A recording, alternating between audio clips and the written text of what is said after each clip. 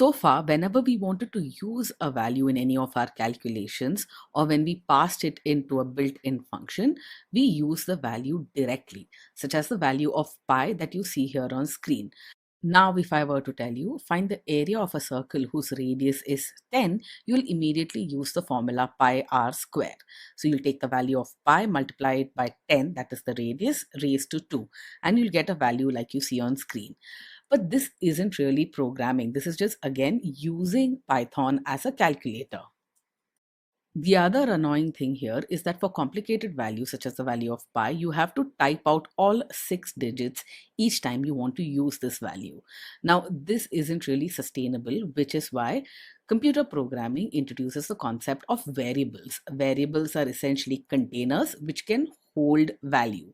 Here, pi is the variable which holds the value of the pi constant. Variables are basically storing information with a name attached to it, and that name is this pi that you see here on screen. And once you've stored the value of pi in this variable, you can then use it in calculations. Like here, where we want to calculate the area of a circle with radius 3 using our pi variable. Any value that you use within Python, whether they are numbers, strings, or more complex types such as dictionaries or lists, can be stored within a variable, such as the value of the radius itself. If you store that in a variable called radius, then this is how your computation looks. Programs in the real world rarely use the values directly, they'll use variables for computation. Instead of just printing the result of the area calculation out to screen, we can store this result in a variable as well.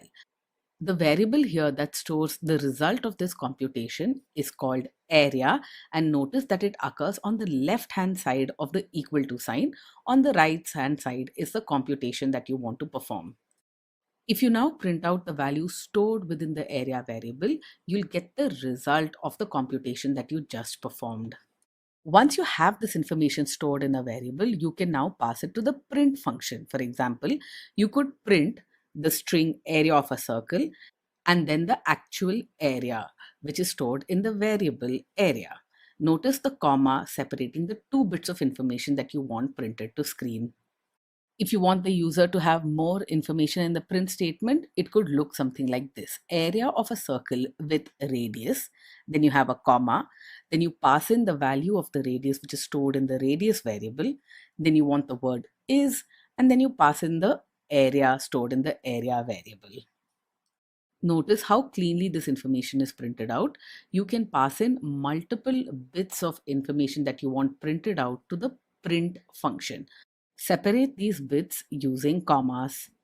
In programming languages, there is no limit to the number of variables that you can declare and assign. Each time a variable is present on the left side of an equal to sign, that is an assignment.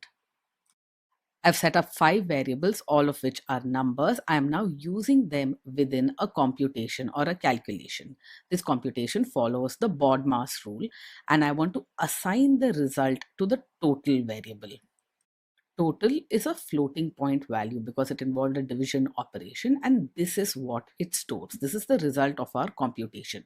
Now, if you want to perform some operation on the result of this computation, you can pass total in to any of the built-in functions such as round. Let's get our programming lingo right here. Here, the variable total is passed in to the built-in function round. Total is said to be the input argument to the round function. The built-in function then returns the result that is printed to screen. The result is 4. The interesting thing about the input arguments that we pass in to a function is that it need not be just a constant or a variable. You can pass in an entire expression as well. This is the expression that we had computed and assigned to the total variable. We can pass this expression directly into the round function, and it will perform the calculation correctly. It will first compute the result of the expression and then apply the round function on it. The return value from round is the same as before, 4. Variables can also be used to store Boolean values. Boolean values are those which can be either true or false. Here, active underscore A is equal to true, active underscore B is equal to false. Just like you can perform arithmetic operations on numbers, you can also perform logical operations on Boolean values. Here, the variable active A and B will be assigned the value of the AND operator applied to active A and active B. And the result will be false because active B is false. If you remember your AND operation, both of the input values need to be true for the result to be true. All the logical operations such as AND, OR, and NOT are supported. Here, active A or B is a variable that holds the value of active A or active B. And the result will be true in this case because at least one of these is true. And here you can see on screen how you apply the NOT operator to a Boolean value. Not active A will contain the opposite of the value contained in active A. And if you print this out, you'll see the result. Active A is equal to true, not active A is equal to false. Similarly, active B is equal to false and not active B will be equal to true. I'm sure you've figured this out by now, but variables can hold string values as well. Here we have a string variable which holds hello world. Let's confirm that the value has been stored successfully. Yes, it has.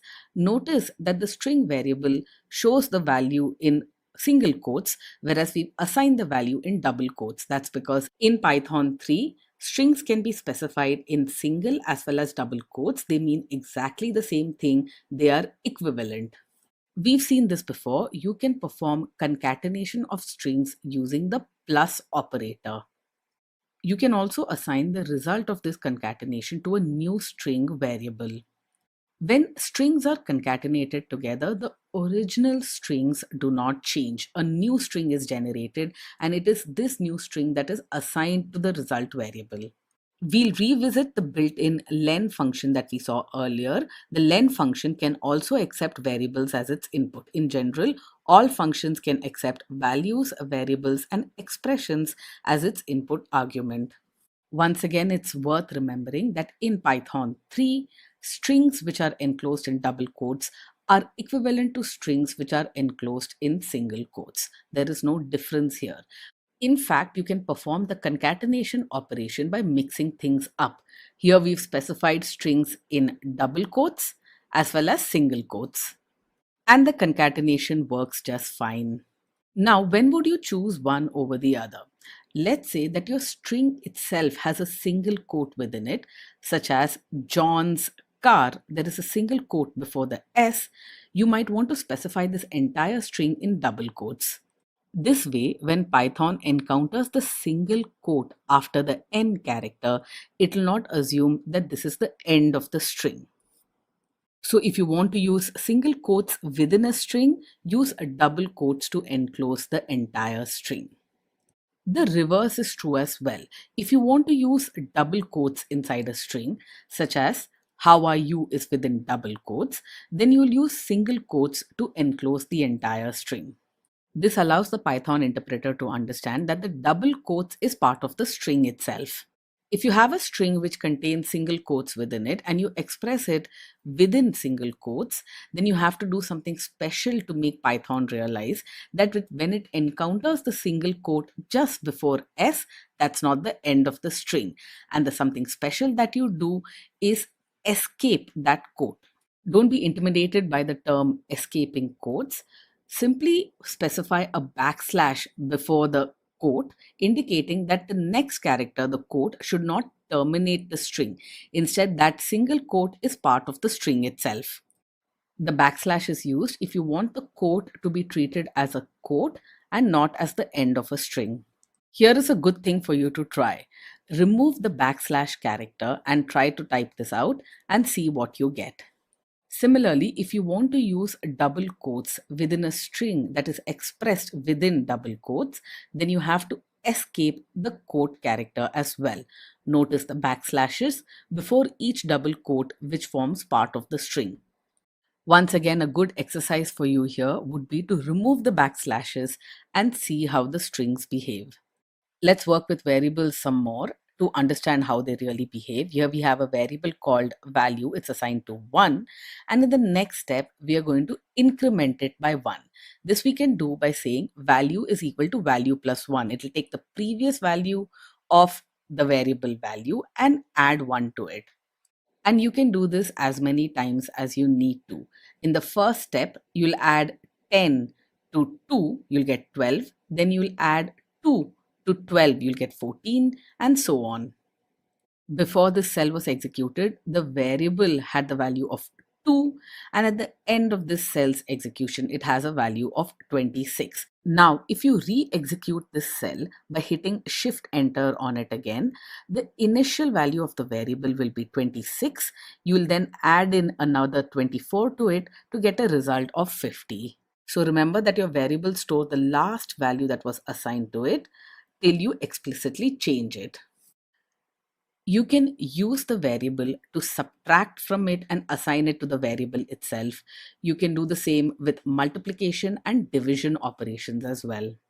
Changing what is stored in a variable and storing the result in the variable itself is one of the most common operations in programming languages, which is why there is a special section devoted entirely to that.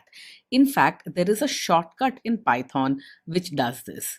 If you say value plus equal to 1, it will increment the variable by 1 and store the result in the variable itself. This is the shortcut.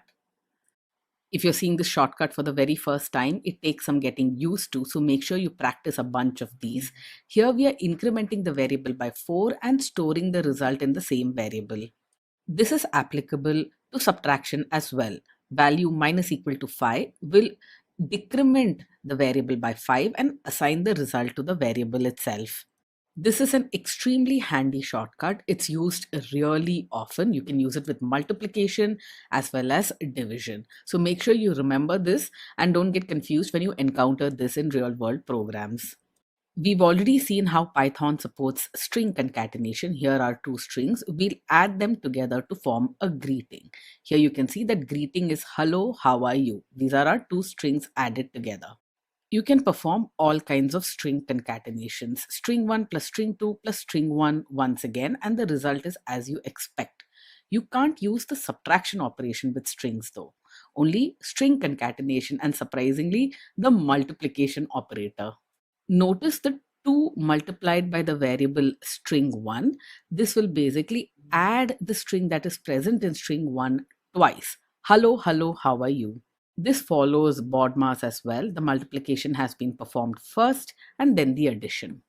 And here are some more examples of how you can use the multiplication operator with strings. Here we are adding 3 strings together and then multiplying by 4.